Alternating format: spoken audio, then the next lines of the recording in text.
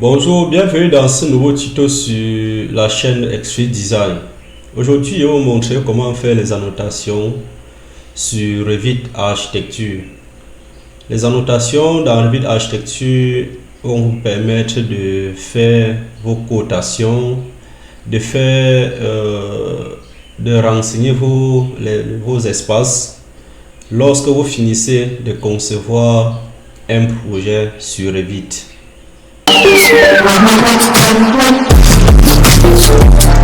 Donc, lorsque vous finissez de faire votre conception sur Revit, ce que vous devez faire, c'est de renseigner les dimensions et les distances de certains éléments.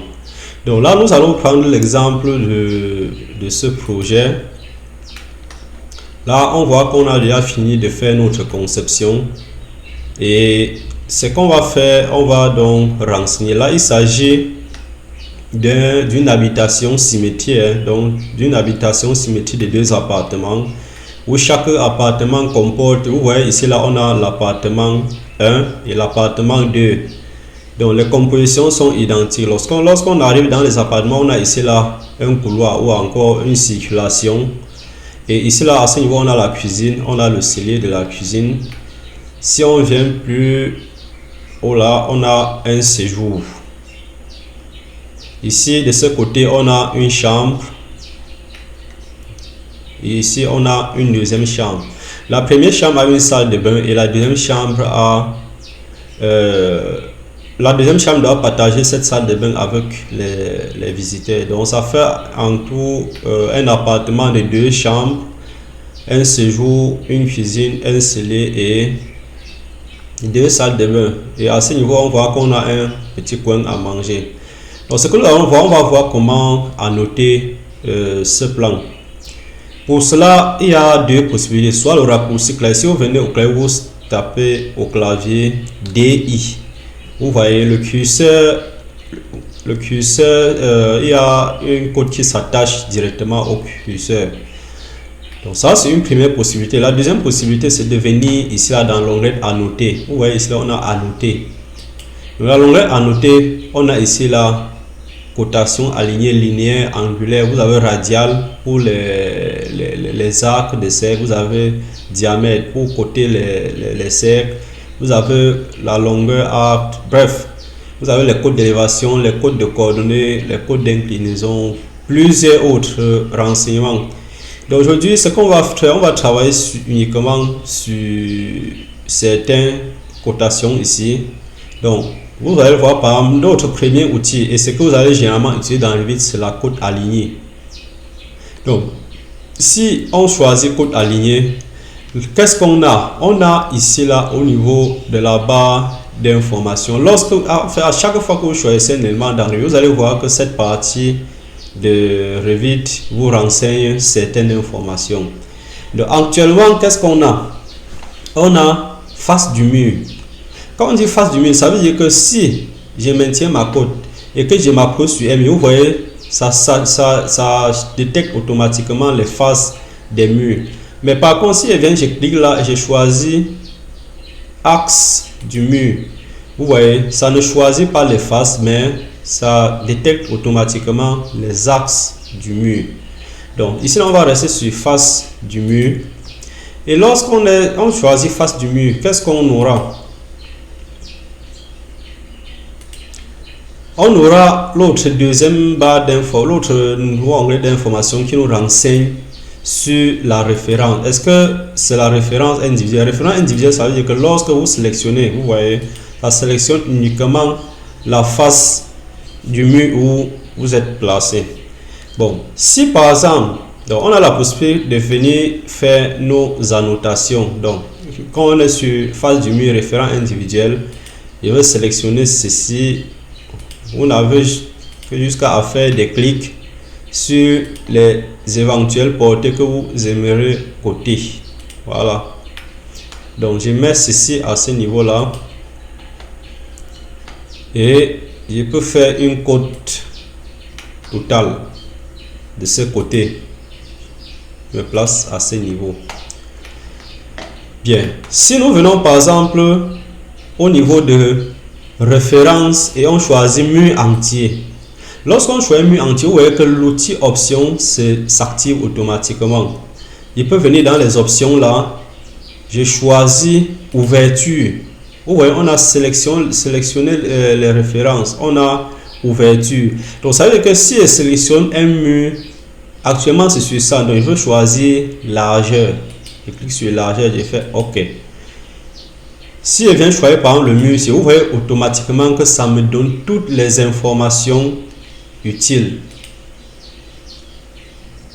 Donc je peux revenir encore dans option, je choisis le centre, je fais OK, je fais et ça me code automatiquement le centre de mes ouvertures.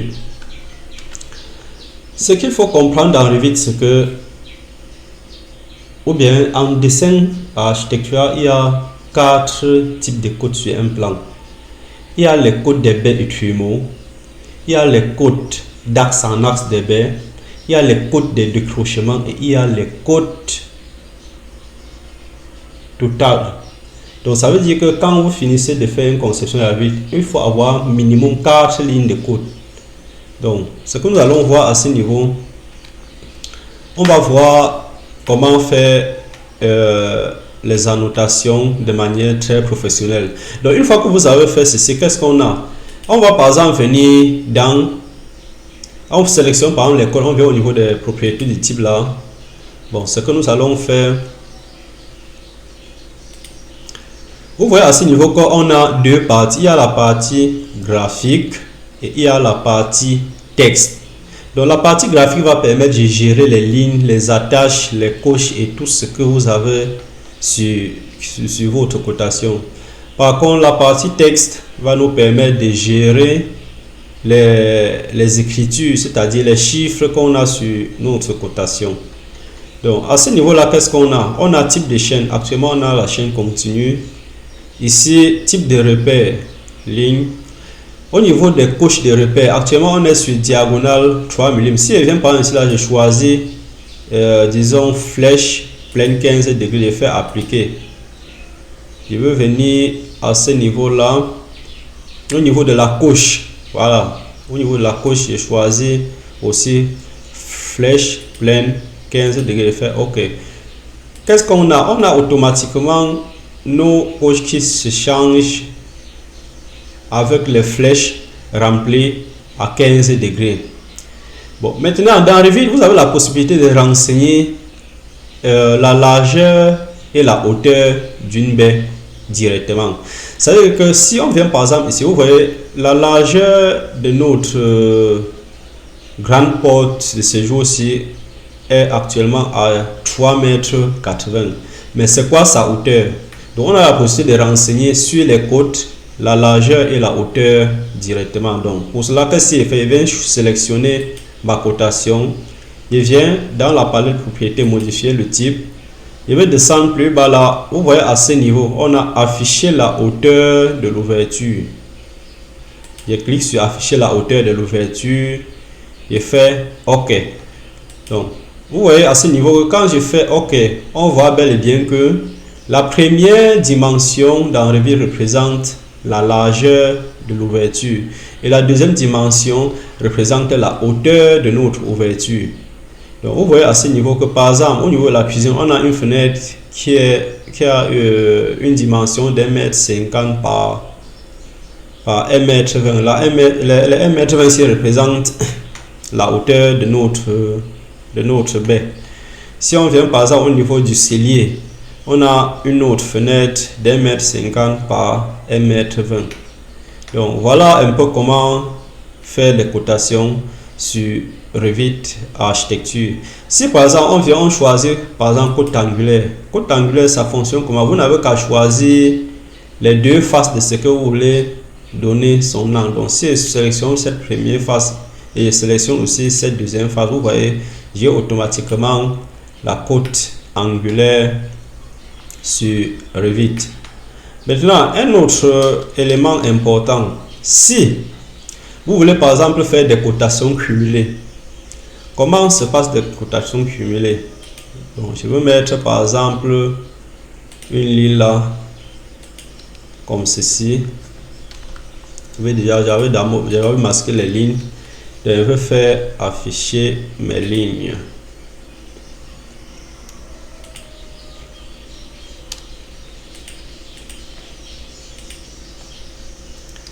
Donc, je mets une première ligne là, je mets une deuxième ligne là,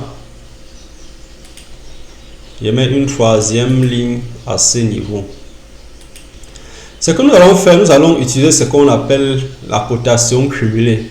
Pour cela, je prends toujours ma cote alignée là, et au niveau de l'appareil pour modification du type, je vais dupliquer et je peux donner un nom. Cotation CUM, donc cotation cumulée.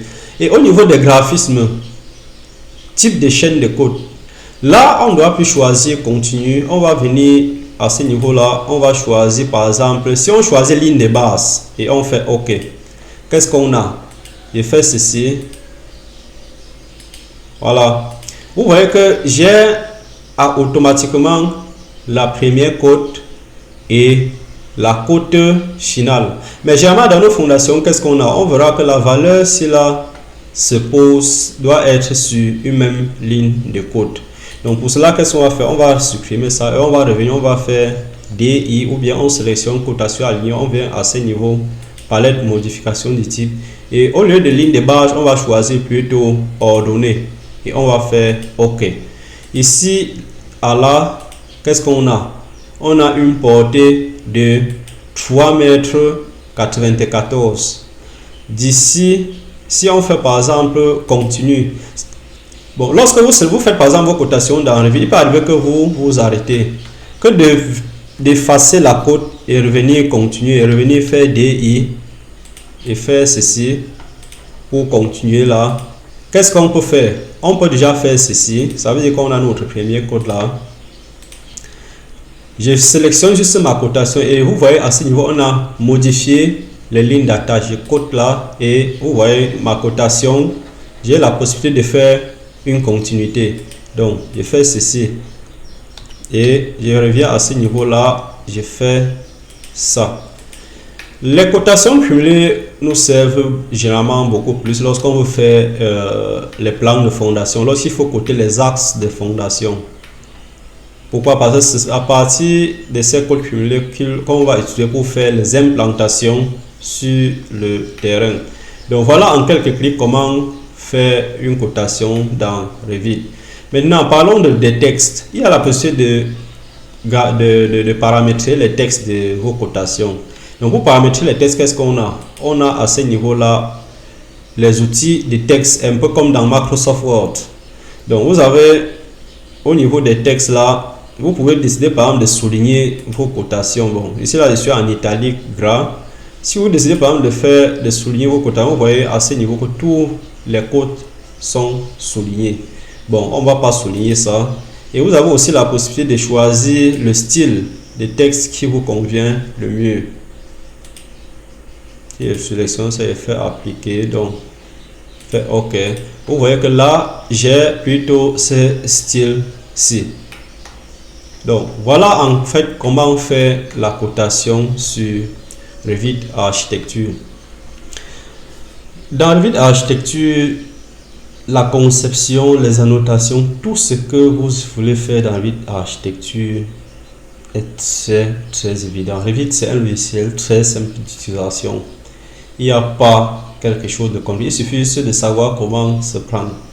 Donc la prochaine fois on va parler un peu de l'électricité, mais cette fois-ci là dans AutoCAD, comment faire le plan de l'électricité dans AutoCAD. Mais avant cela, je vais vous présenter d'abord quelques outils qui vont vous permettre déjà de comprendre le vocabulaire qu'on utilise en électricité, parce que chaque filière a ce qu'on appelle son vocabulaire, comment est-ce qu'on appelle les éléments. Donc là dans la prochaine vidéo je vais vous montrer comment faire les plans d'électricité avec AutoCAD Electrical.